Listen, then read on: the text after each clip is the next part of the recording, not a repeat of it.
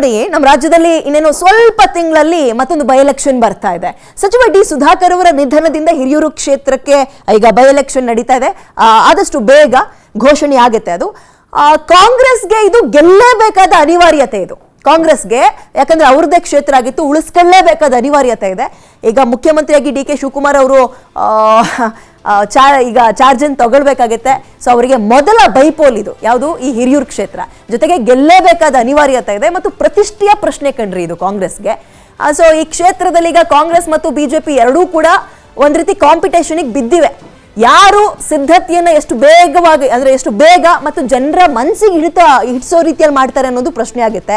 ಅವ್ರಿಗೆ ಗೆಲ್ಲುವ ಅವಕಾಶಗಳು ಅಧಿಕವಾಗಿ ಕಾಣುತ್ತೆ. ಸೊ ವಿಚಾರ ಏನಪ್ಪಾ ಅಂತ ಹೇಳಿದ್ರೆ, ನೋಡಿ ಇಲ್ಲೀಗ ಬಿಜೆಪಿ ಮತ್ತು ಕಾಂಗ್ರೆಸ್ ಎರಡಕ್ಕೂ ಕೂಡ ಭಯ ಬರಕ್ ಶುರುವಾಗಿದೆ. ಬಿಕಾಸ್ ಅಲ್ಲಿಗೆ ಎಂಟ್ರಿ ಕೊಟ್ಟಿದ್ದಾರೆ ಬಿಸ್ನೆಸ್ ಮನ್ ಅಟಿಕಾ ಬಾಬು ಅವರು. ಹಿರಿಯೂರು ಕ್ಷೇತ್ರದಲ್ಲಿ ಆಲ್ರೆಡಿ ಬರೀ ಎಲೆಕ್ಷನ್ಗೆ ನಿಂತ್ಕೋಬೇಕು ಅಂತಲ್ಲ, ಪಾಪ ಮನುಷ್ಯ 8-9 ವರ್ಷದಿಂದ ಕಾಂಗ್ರೆಸ್ನಲ್ಲಿ ವರ್ಕ್ ಮಾಡ್ತಾ ಇದ್ರು. ಈಗ ಟಿಕೆಟ್ ಕೇಳಿಲ್ಲ, ಏನಿಲ್ಲ, ತನಗನ್ಸದ್ದನ್ನ ಏನು ಮಾಡಬೇಕು ಅನ್ಸುತ್ತೆ ಅದನ್ನ ಜನರ ಹತ್ತಿರ ಹೋಗಿ ಜನರ ಕೈಗೆ ಸಿಕ್ಕಿ ಆ ಕೆಲಸವನ್ನ ಮಾಡ್ತಾ ಇದ್ದಾರೆ. ಸೊ ಸದ್ದಿಲ್ಲದೆ ಎಲೆಕ್ಷನ್ಗೆ ಸಿದ್ಧತೆ ಮಾಡ್ಕೊಂಡಂಗೆ ಕಾಣಿಸ್ತಾ ಇದೆಯಪ್ಪ ಇವಾಗ ಸದ್ಯಕ್ಕೆ. ಸೊ ಯಾವುದೇ ಪಕ್ಷಗಳಿಗಿಂತಲೂ ಅಂದ್ರೆ ಇನ್ನೂ ಪಕ್ಷಗಳು ಅಖಾಡಕ್ಕೆ ಇಳ್ದಿಲ್ಲ, ಬಿಜೆಪಿ ಆಗಲಿ ಕಾಂಗ್ರೆಸ್ ಆಗಲಿ. ಬಟ್ ಅಟಿಕಾ ಬಾಬು ಅವರು ತಮ್ಮ ತಯಾರಿಯನ್ನ ಮಾಡ್ಕೊತಾ ಇದ್ದಾರೆ ಅಂಡ್ ಕನ್ಸಿಸ್ಟೆನ್ಸಿ ಮೇಂಟೈನ್ ಮಾಡ್ತಾ ಇದ್ದಾರೆ. ಸೊ ಈಗಾಗಲೇ ಅಖಾಡಕ್ಕೆ ಧುಮುಕಿದ್ದಾರೆ ಅಟಿಕಾ ಬಾಬು.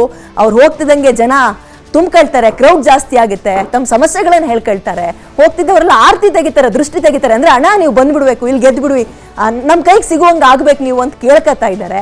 ಸೊ ಎಲ್ಲ ರೀತಿಯ ಸಾಮಾಜಿಕ ಕಾರ್ಯದಲ್ಲಿ ಈ ಬಿಸ್ನೆಸ್ ಮ್ಯಾನ್ ಬಾಬು ಅವರೇನಿದ್ರು ಅಟಿಕಾ ಬಾಬು ಬ್ಯುಸಿ ಆಗ್ಬಿಟ್ಟಿದ್ದಾರೆ. ಸೊ ಹಿರಿಯೂರಿನಲ್ಲಿ ಜನರ ಸಮಸ್ಯೆಗೆ ಧನಿ ಆಗ್ತಾ ಇದ್ದಾರೆ, ಅನುಮಾನನೇ ಬೇಡ, ಜನನೇ ಹೇಳ್ತಾ ಇದಾರಲ್ಲ ಅದನ್ನ.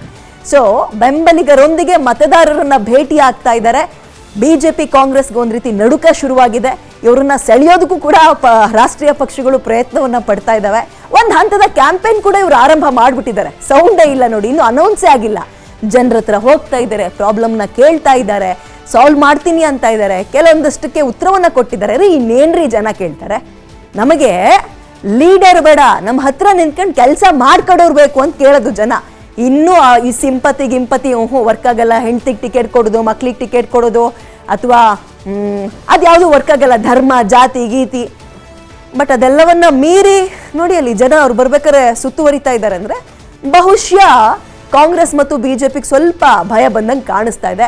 ಅಂಡ್ ಕಾಂಗ್ರೆಸ್ ಪಕ್ಷದ ಕಣ್ಣಿಗೂ ಇವ್ರು ಬಿದ್ದಿದ್ದಾರೆ. ಅವ್ರೇನಾದ್ರೂ ಅಪ್ರೋಚ್ ಮಾಡಿದ್ರೆ ಇವ್ರು ಏನಂತಾರೆ ಅನ್ನೋದು ಪ್ರಶ್ನೆ.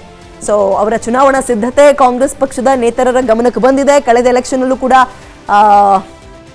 ಪಕ್ಷೇತರರಾಗಿ ಸ್ಪರ್ಧೆ ಮಾಡಿದ್ರು.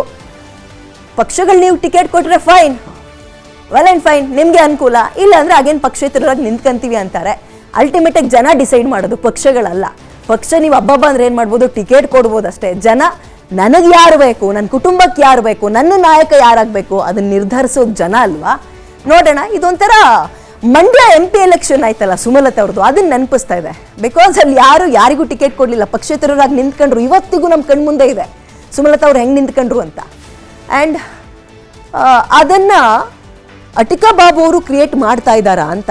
ಸದ್ದಿಲ್ದಂಗೆ ತನ್ನ ಕೆಲಸವನ್ನ ಶುರು ಮಾಡಿದ್ದಾರೆ ಅಂಡ್ ಕನ್ಸಿಸ್ಟೆನ್ಸಿ ಮೇಂಟೈನ್ ಮಾಡ್ತಾ ಇದ್ದಾರೆ. ಅದಲ್ವಾ ತುಂಬಾ ಇಂಪಾರ್ಟೆಂಟ್.